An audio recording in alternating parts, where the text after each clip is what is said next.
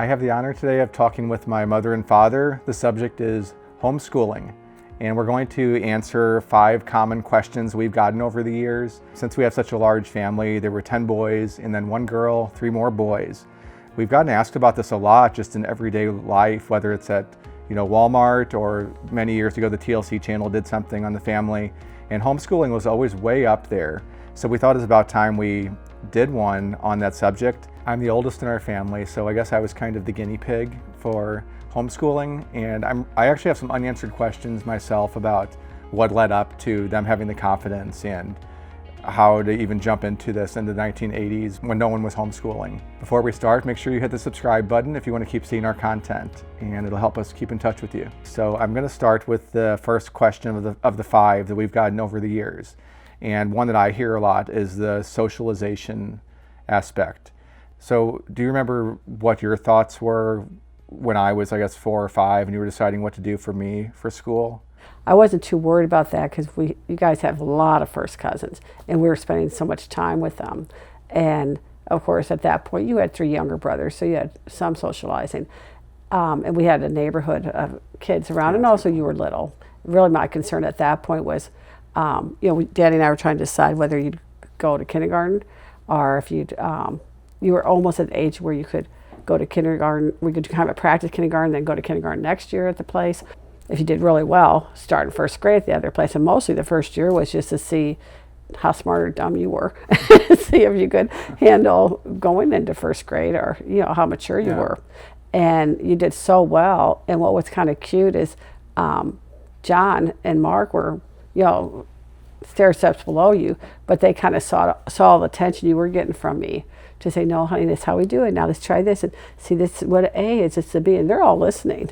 I didn't put plugs in their ears, and so they were wanting to sit down and do some stuff and look just as important as you were. So actually, John was sitting at the table when you were learning too. But with socializing, we had neighborhood kids, and heck, during a class, kids are not socializing. They're all supposed to be quiet and not pay attention to anyone but the teacher. And it's not till recess you're socializing. And you guys would have recess, and you'd go have fun with whoever was around. So you guys weren't really hurting for socialization. What do you think about that, Dad? Did you notice anything, from your perspective, when I was starting? Was there ever a time where you thought, oh, that poor guy is just alone in a corner, or you weren't ever alone in a corner? I was playing devil's advocate, 'cause I don't remember. Well, to answer that question, we already were a family of 6, and we had so many fun conversations. And to me, socialization is more like it's not like, okay, 1, 2, 3, let's socialize in a classroom. Basically, all the kids are in rows staring straight ahead anyway. But I would say that, and they're all the same age, they're not getting much exposure. But I kind of felt like it's more communication skills, learning to love people back and forth. And I felt that it would be balanced out. I never really was worried about the thing, oh no, what about socialization? Because I knew that the child could have more experiences because homeschooling can be done in a quicker kind of work day, maybe 3 or 4 hours instead of 8 hours, so that you could go to parks, they could rub elbows with other kids. Like Mom always emphasizes, I love the idea of homeschooling from the very beginning. I just thought it's going to make the day seem like 32 hours long, and because when I was in school, especially in winter, you come home and it's almost dark. Then you have to do homework. Your whole life revolves around learning these subjects with just somebody in front talking to the whole class, just seeing a bunch of heads. And I thought, oh, this is exciting. I can get to know my kids throughout the day, and I have to earn a living. This gives me more of a shot at communicating with them, taking them out to play catch. And so I was pretty thrilled, even though we did try at first. We had never really heard of homeschooling. So we went to the open house for kindergarten, and somehow we just felt God must have just whispered, let's wait another year, and in that year, let's do some homeschooling. And we never went back. We just loved homeschooling. And I can say from my perspective, growing up in that neighborhood, we would see there were school buses coming by all the time to drop the kids off, pick them up and drop them off. And I remember many times we were disciplined, not every day, but the days when we were disciplined, we could finish at noon or sometimes 12:30 or 1. Yeah. It depends when. There were sometimes we got up extra early because we had the motivation of if we finished the work we could go play early. Usually within 5 hours, we could get the school day done if everybody's cooperating. Not they didn't always cooperate, and there might be one person that was going extra slow. Right. But that's with getting one-on-one attention too, and we could usually get it done that time. And one thing I thought was really good with homeschooling is we could back up if someone was having a particularly hard time on grasping something. You didn't have to worry about the rest of the class. You just help that person. You backed up, well, honey, you're not getting this right. Oh, I can see where you're making that mistake. Or what did you think it was? And because, of course, I loved you guys as your teacher anyway, as your mom. I could, I wanted to know what you weren't understanding. And then I'd understand what you weren't understanding, and I could explain it to you. And it was, I think, that much easier for you guys to truly go on to the next part of your learning because you really had learned the stuff before. And I know if I had a classroom of 30 kids, I wouldn't be able to say, hey, what are you not understanding? Okay, no, that's because it's this. And then what do you do with the other 29? They can't. But when you've only have 14 kids, and of course I didn't have 14 little 2-year-olds, I had you being a 5-year-old, and then John, 3.5, and that wasn't that hard. It was being the toy room. You had suggested we get a little table and chairs, and you just sat there doing your school. Well, John wanted to sit at the table too, and he did some coloring, and we set up ABCs on the wall up in the what we called the playroom. It would have been the dining room in its heyday, and so any of the guys after that, anytime they were playing, they saw all these ABCs and we'd pin up the schoolwork that you did. And so being the star of the family who did schoolwork made you a big shot. I mean, that made John want to do it, made Mark want to. And you think they're not listening? When I'm teaching you something, they're listening and they're learning. So it really, I think, especially looking at the product now, looking at all of you guys, I mean, you guys are like geniuses. I can't believe it. And I can't say that I can take credit. It could just be what God put there in the first place, or maybe they took after your side of the family. Yeah. But somehow, you guys are all doing excellently in everything you do. And it's like, yay, that was a plan, but it worked.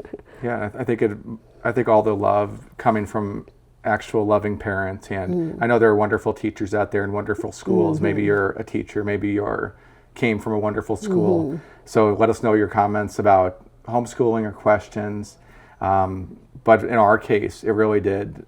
I mean, there was so much love there, and it was just so customized. It was like we each had we did have our own personal tutor. Yeah.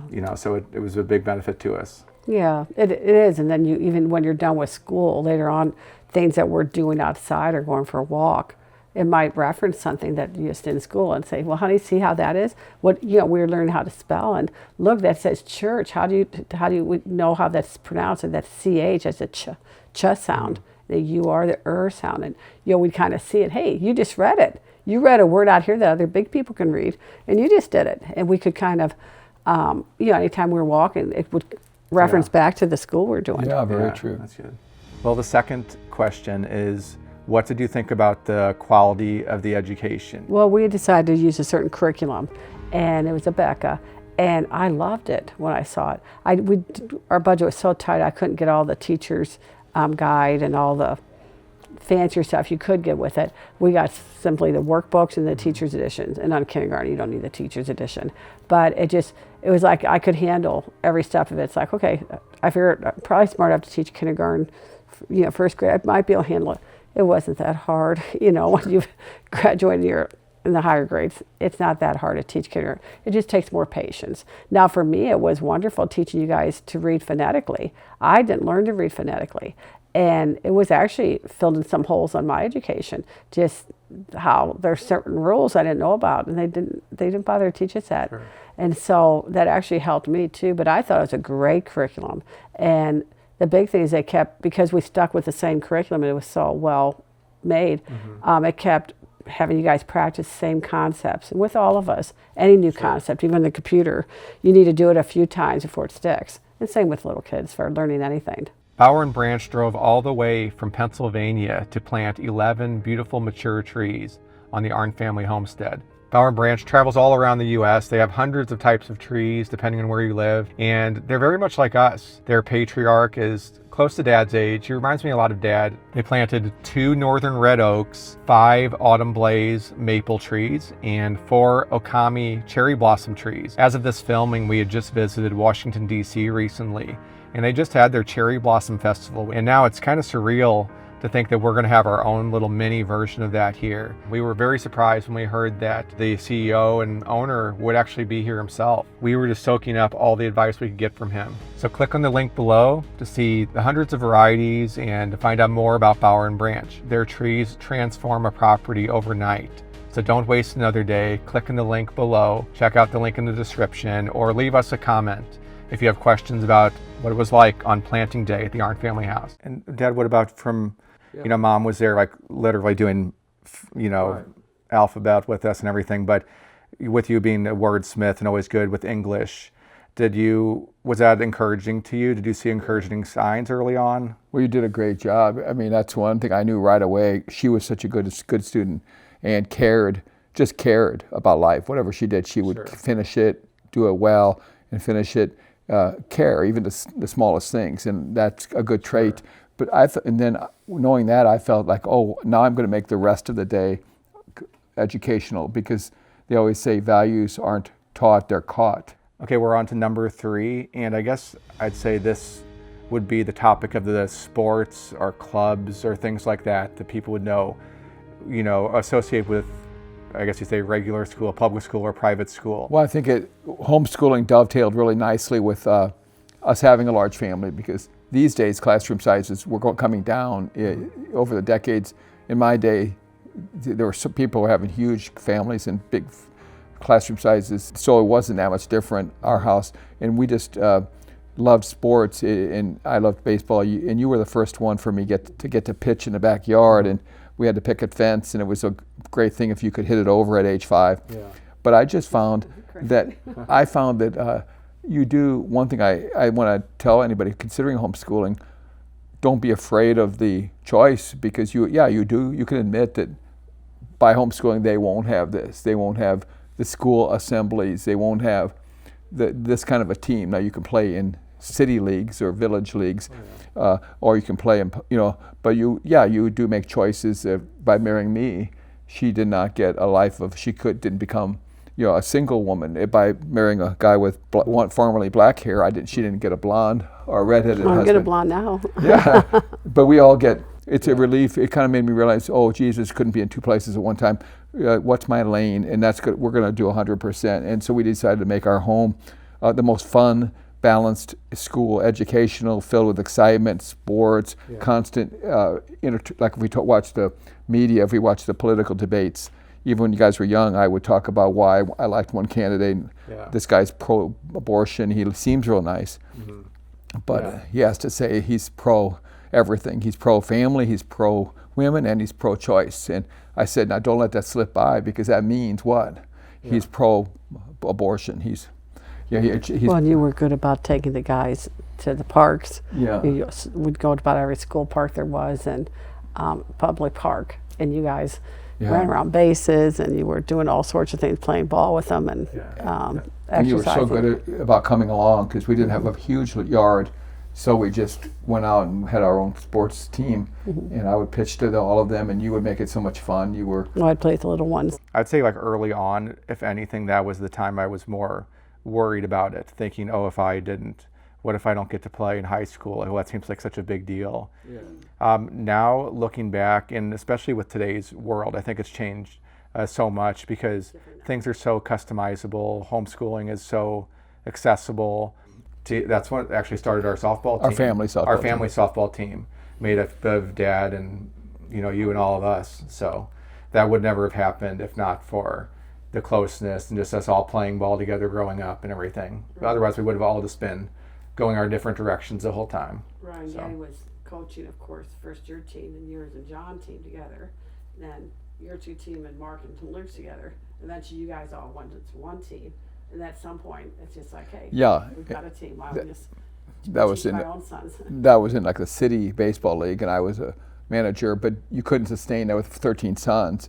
So we just became in the softball league our own family team, and it was fun because you had to be 14 years old, and Paul, when he became 14, we had a team that's when I started being able to play, roughly when he was 14. I don't know exactly, maybe a little older, but that's maybe you were 19, 18, 19 by the time you actually, because I think in 99. Like 16 or 17. But anyway, we played over 20 years together, and we arranged from you and maybe a couple of the other older brothers being the only ones allowed, being over the age, to everybody, even David. And my dream was always to still be playing when the 13th son played, and it was a big moment in our family history. Played a few years. Yeah, and I played a few years after that. We still could be playing, but now we have a diamond here, and we can play at special events. And I look out there, and the guys are playing different forms of baseball. They have one called blitzball. But God has ways of making up for things. I mean, even people who live, let's say they're missionaries and they live in a rural, remote place, God will find ways to. Yeah.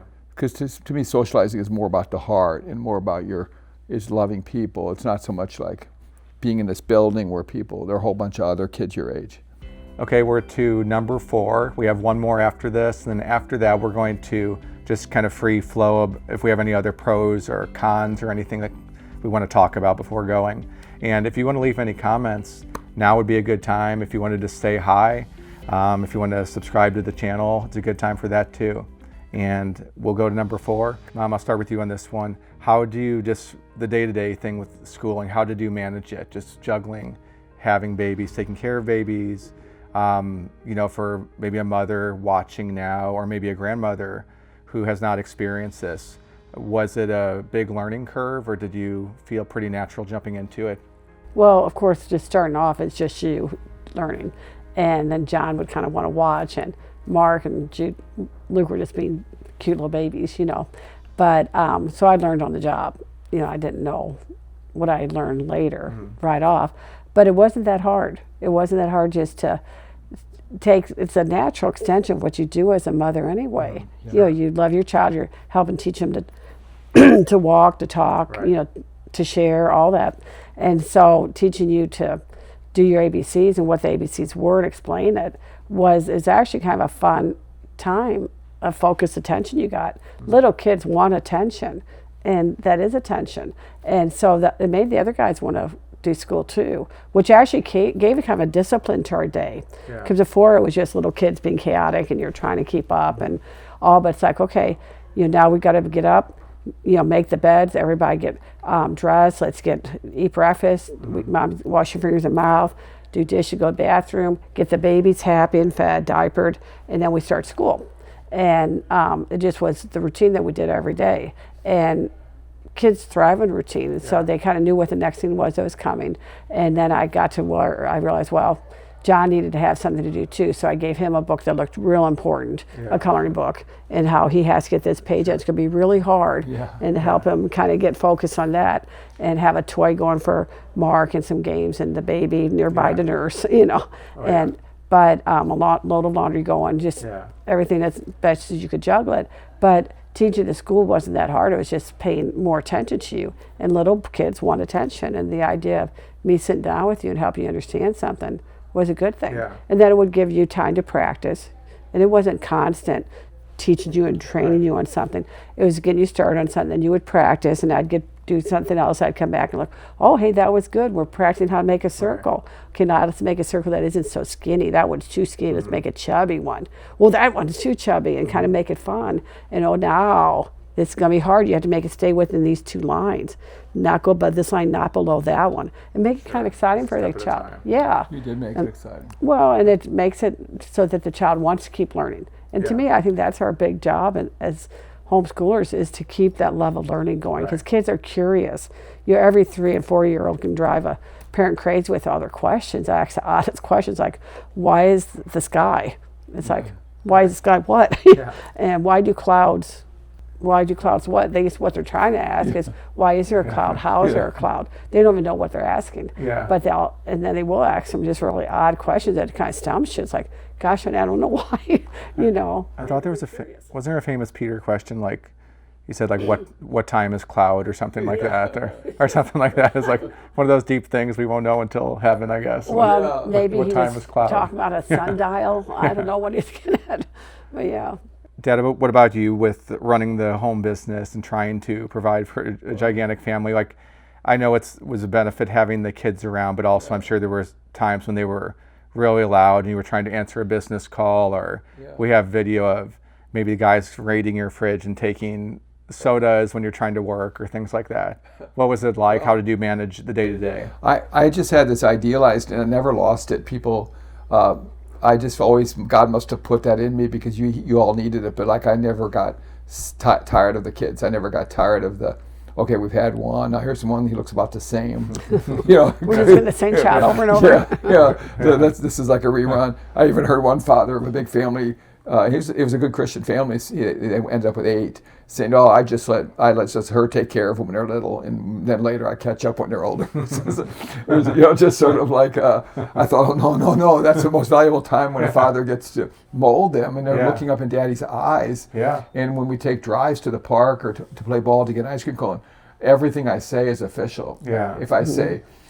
So we Although, quote, Daddy said this. So we tried never to say anything negative or anything you would be ashamed of later that they heard you say. Like, even with things that weren't right with the world, we didn't say, let me tell you, son, about this big dark conspiracy theory, Satan and all these evil spirits. I mean, there is a spiritual battle, but Satan and evil spirits have been defeated. Yeah. So we would talk about ways to just shut the door on a already defeated liar with a bunch of team of liars, and we try to make everything seem happy without scary music in the background. One of my biggest goals, it's not really teaching as much as like I didn't want you to have fear. Yeah. My biggest thing was not to have fear, because I saw so many kids grow, and I saw when I grew up in kind of more of a fear-filled era when everything was serious and they had bomb shelters because it was the Russian, the Cuban Missile Crisis, but I just thought, I wonder if we can just make it joyful and fearful without being, will that make them not work hard enough when you get out into the world? No, it was the opposite. You guys, when you're filled with God's love and confidence from us, and you're really, each kid feels like I'm somebody special and I'm loved, really, what can stop that? I mean, everything starts when we're children.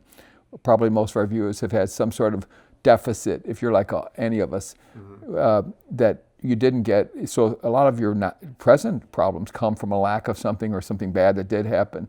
And so I think we wanted to at least have preventive medicine and not do, it's hard enough in life, and without adding to the pain. And so we would pray every night, gather and make it real personal, like forgiving one another. And did somebody have an ouchie? Let's anoint with oil. We kept oil, olive oil, and just make it like breathing in and breathing out, that God lives right there in the house, the Heavenly Father, and Jesus. He died for us. He's always taken on those sufferings, and the Holy Spirit's ventilating and kind of refreshing us all. But we try to make it like that makes your mind clearer. If you're not afraid, if you're secure, your mind's sharp, you gain in IQ points, really. Sure. And that's why you did such a good job academically. I tried to chip in, and when they did their equivalency tests nationally, they were real high, and that's when I knew, oh, good, it worked. That had to be a big relief just to know that, even though I'm sure you suspected everybody was doing well, and so. Well, I thought of acting for some reason, and a lot of them will work with coaches or acting coaches and become so sharp, or even pick up an accent. So we try to work with each of you individually. So homeschool, to me, if it's done right, is like a concentrated education and love on one person. And now in the wrong way, it would be like having a tribe of kids and just throwing them in a room with books and say, shut up, and I'm going to, and eating and drinking and watching TV. They can't do that, Well, actually, without you knowing it, that led perfectly to our fifth question we're talking about is, how did you stay disciplined enough to actually carry this out? Because I know we've run into different homeschoolers. I don't think that many, but there are some we've run into where they would almost take it as an excuse for freedom. We're like, oh good, we don't have to go to public or private school now. We can just do whatever we want, or we can just live like a hippie lifestyle or something. Right. Was there ever a temptation toward that, or you guys both seem pretty disciplined? Well, for me, I knew that if I messed you guys up, everybody'd point the finger at me, that it would, no doubt, I was the one who dropped the ball. And so I took it real seriously. Good. And I wanted to be an official thing. I wanted you guys to respect it. And so, I know we didn't have to be quite as disciplined. I know we started school at 8 in the morning. I'd let you guys start at 9 because I made you guys make your beds, and we had to do each of the different, eat and do wash your fingers and mouth and brush your teeth, all the different things before we started. And that took longer. And of course, you guys multiplied. But with all that, we'd always start with the Pledge of Allegiance, just like we did in school. And we had our own little bitty flag, and I remember once that got misplaced. We did it to stamp the flag, but it was still a flag. It was official, and we pledge allegiance because I think it is important to be loyal to your country, and we're supposed to be praying for our leaders. Yeah. But and then that we would start school then, and I knew to get to that point, I had to have a lot of other things going so that I could focus on it. And I also learned by making many mistakes that first get the babies happy, get them fed, and they're not going to just somehow say, oh, you're doing school, I'll wait. They're going to demand your attention. So I made sure I nursed them and diapered them and got them going on a game or a toy or whatever. And then I could focus on you guys. But really, a lot of learning, if you think in any school, there's a lot of time taken up taking roll and getting someone to stop misbehaving and to help someone, just procedural things that we could get right to it. I knew if you were there, I didn't say, Paul, you here? Yeah. Okay. Yeah. Roll call's done. It wasn't that difficult, wasn't that complicated. Sure. And you played, you'd had your school in the toy room, and the kids were playing around you, but you were getting my attention, and you and I could focus on it. And then the kids, they naturally kind of want to see what's going on, this important thing going on. So they kind of start focusing. They learn to focus their attention. And they didn't have a TV that they're being babysat with. They were in the playroom with us. And so they could see how important school was and that they too will get some school books. And then each year it got to be, you dummies would be so excited when the school books were coming. Like, whoa. And I hand out the school books. Oh, hey, here's a 5th grade one. Oh, here's a 7th. Oh, right here, 6th. And you guys would be kind of rooting to have more books because then you won. And it's like, hey, dummy, you got that many more school books to do. But we made a point of finishing every book, because those books, money was tight. Yeah. And those books were very dear to us. And now as I think about it, I remember in grade school, there were many times we got down to the last 2 chapters we didn't finish. And evidently that's real common in school. But what bugs me about that is the next year, they kind of expected you had those 2 chapters, and we didn't have them. And so it was rather than it being a reminder of what we learned from last year, it was the first time we even heard about it next year, where I made sure you guys finished, and school went until we were finished with all of our school. And even then we'd usually make it about the time the other kids were getting out of school. Yeah, so, and it, I think, recess, all that was fun. You guys had each other, and you had us playing with you. And recess at schools, the teachers aren't playing with you. They're not taking you to a park and throwing you up and down and teaching you some really wild, fun new game, Yeah. So it's, I don't know. I don't think you guys missed out on much. In fact, I think you had even more because we could plan ahead. And if we got our school done, or if we did 4 days of school, or 5 days and 4 days, we could have a whole day off. And we could go to the zoo when no one else was there. Or we would often go for a walk uptown and pass the library on the way, get library books, get videos that we might want to watch, some cartoons or whatever, and then go up to our town square, which had one wonderful water fountain, and we'd eat lunch there, and we'd kind of play some games in that area, and then we'd walk home, and we'd have books for a length of time, and some videos we could watch, and it became a real special event. And all during that time, you guys were learning. We would, about halfway through the walk, I don't think you guys realized, but we'd always sit on a bench across the street. It was by the library, across the street from our firehouse. And I needed to nurse a baby at that point. There was always a baby. And so we'd sit on that bench and just sit, and I'd tell you guys stories and say, anytime that fire truck would just all of a sudden be a fire someplace, and those men are going to slide down those poles, and all of a sudden it's going woo, woo, woo. It's got the doors will open. It'll be real exciting. It's going to be noisy. If that happens, you might have to hold your ears, but we could watch it, and it never happened. It would tell us stories. And you guys would all sit there real anticipating the baby's nursing, burping, nursing, and then we walked on. But you guys had my attention. And little kids need attention, and you guys had my attention. I think that was a big salvation for us. Yeah, and Dad, were you I know it would always be so exciting when you would say, hey guys, if you get your school done, we're going to go to Pantera's. Like, hey, stay focused on. And Pantera's Not is a that pizza, Daddy liked pizza. pizza place, a pizza buffet, which were very rare then when we were growing up. But that would be, remember many times where you would surprise us and my heart would almost like leap in my chest. They're like, oh, if we can stay focused here. Right. Mom and Dad said they're going to take us to a park and then play catch or go to the pizza buffet. But I guess you must have seen that it was pretty much, Mom had us pretty disciplined if you felt free to do things like that. Well, I knew what it was like to be a boy, and that it was, I'd always dreamed of getting out of school. I couldn't this all be learned, as I looked at the clock as a little boy, couldn't it be learned in a shorter period of time?